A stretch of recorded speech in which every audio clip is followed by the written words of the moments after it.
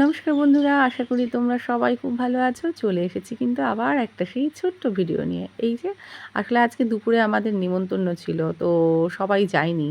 আর আমি যেহেতু সবজি দিয়ে মাছের ঝোল খেতে ভালোবাসি, মা ওর জন্য আমার জন্য সবজি দিয়ে মাছের ঝোল করে দিয়েছে। আর এই যে করলা সেদ্ধ আমার ভীষণ ভালো লাগে। করলা শুধু সেদ্ধ বলবো কেন, করলা খেতে আমি খুব ভালোবাসি। আমার মারও ভীষণ পছন্দের জিনিস। আর আমি কিন্তু এইভাবেই খেয়েছি, করলাটা শুধু খেয়েছি, শুধু লাস্টে একটু ওরকম একটু ভাত দিয়ে খেলাম।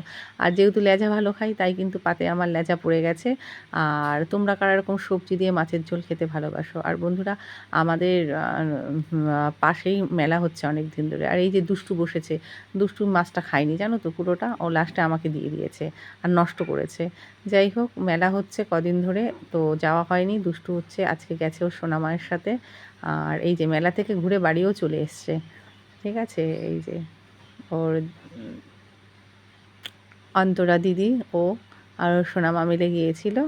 তো আর এই যে এই খেলনাটা হচ্ছে এনেছে, দিদির বাড়িতে কুকুর আছে, ওর কুকুরের ইয়ামের খেলনার জন্য। যাই হোক, তারপরে সবাই মিলে একটু বসে আমরা গল্প করছিল।